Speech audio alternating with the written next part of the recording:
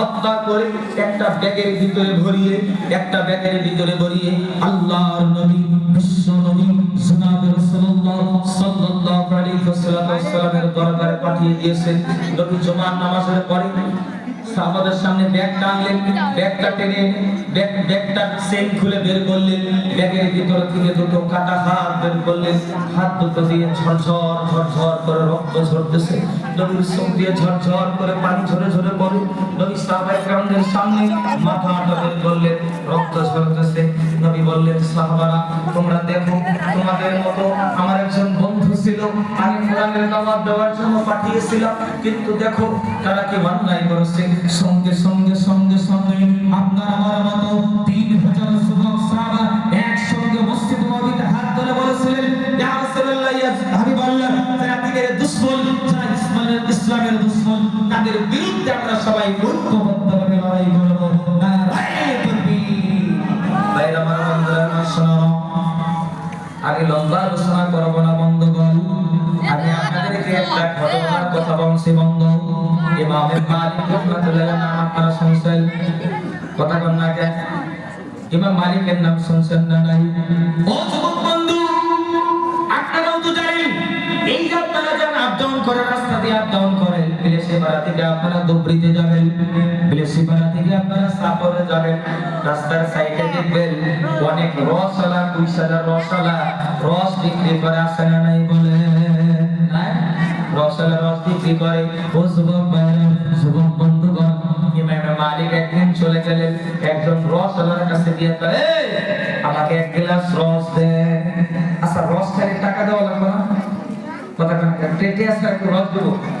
ইমাম মালিক কইছে, আমাকে এক গ্লাস রস দে, আমি তোকে একটা শরীয়তের মাসলা শিখাবো, শরীয়তের বিধান শিখাবো। রসওয়ালা কয়, হ্যাঁ আমার মশলা রসলা কিছু শিখাতে লাগবে না, টেহা যদি দেন খান না আমি জানতা। কথা পাই কেনা কর? কয় দরকার হবে, কয় দরকার আমার না। ইমাম মালিক কয় দিবি না? কয় না, হই না দেন। তো ঠিক আছে, ছেড়ে দিল। 6 মাস পরে এই রসওয়ালার মেয়ের বিয়ের শক্তি, আপনাদের এখানে মেয়েদের বিয়ের শক্তি হয় না? পানা দানা লেনদেন নিয়ে কষাকষি হয় না? হয় টানাটানি হয় না? হয় বলে রসওয়ালার মেয়ের বিয়ে এখন দিয়েছে, রসওয়ালা ভাই মেয়ের বিয়ে দিলেন, রসওয়ালা রাজ করে বলেছে, এই দুনিয়ার মধ্যে যা কিছু আছে সব কিছু আমার মেয়ের বিয়েতে দিব, যদি আমি দিতে না পারি আমার স্ত্রী 3 তালাক। ঝামেলা বাসছে না নাই? কোন ঝামেলা বাসছে না? শরীয়তের বিধান অনুযায়ী আচ্ছা কোন একজনের মেয়ের বিয়েতে আপনি দুনিয়ার সব কিছু দিবার পাবেন তো? সবটা সম্ভব কোনদিন সম্ভব হলো না বন্ধুগণ। রসওয়ালা ডাক দিয়ে বলতেছে যে আমি যদি সব কিছু দিতে না পারি আমার স্ত্রী 3 তালাক। মজলিসের ভিতরে মসজিদের ইমাম সাহেব ছিল, ইমাম সাহেব দাঁড়িয়ে কয়, ও রসওয়ালা ভাই, আমি আর তোমার মেয়ের বিয়েতে থাকবো না। বলে কেন? কয় তুমি যে কথা বলছো তোমার বিবি তো তালাক হয়ে গেছে, তোমার বিবিটা তালাক হয়ে গেছে, আমি আর তোমার মেয়ের বিয়েতে থাকবো না। ও যুবক ভাইরা, মুরব্বি বাবা, লম্বা আমি করবো না, কথাটা ভালো করে শুনবো। এই রসওয়ালা বললেন কি জানেন? কিতাবের ভিতরে পাওয়া যায় ওই জামানার 2 থেকে 300 মুফতি মুহাদ্দিস আলেম ওলামার কাছে গেলেন, সবাই একই কথা বলল, তোমার বিবি 3 তালাক হয়ে গেছে।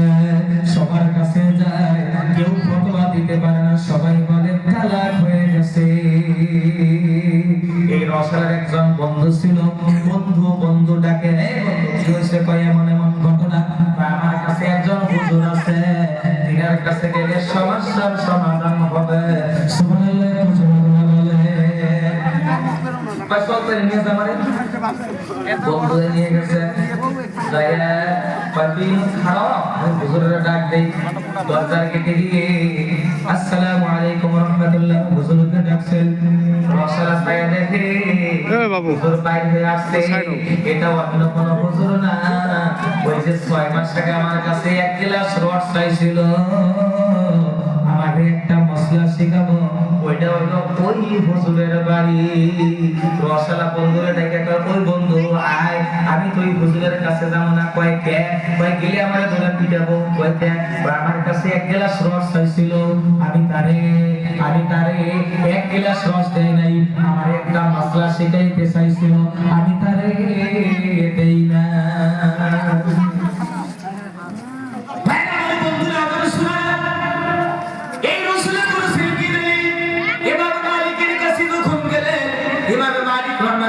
কাছে যাওয়ার পর বলে কি হয়েছে বল, বুজুর্গ আমার বিবিটা তালাক হয়ে গেছে, বলে কেমন ঘটনা, আমি বলছি দুনিয়ার সব কিছু যদি আমার মেয়ের বিয়েতে দিতে না পারে তাহলে আমার বউ তিন তালাক। ইমামে মালিক রাহমাতুল্লাহ আলাইহি তিনি মুস্কি হাসি মেরে দিয়ে বলেন, এই পাগলা ও রসলা ভাই, এই মাসলাটাই তো আমি তোমাকে 6 মাস আগে শিখাইতে চাইছিলাম।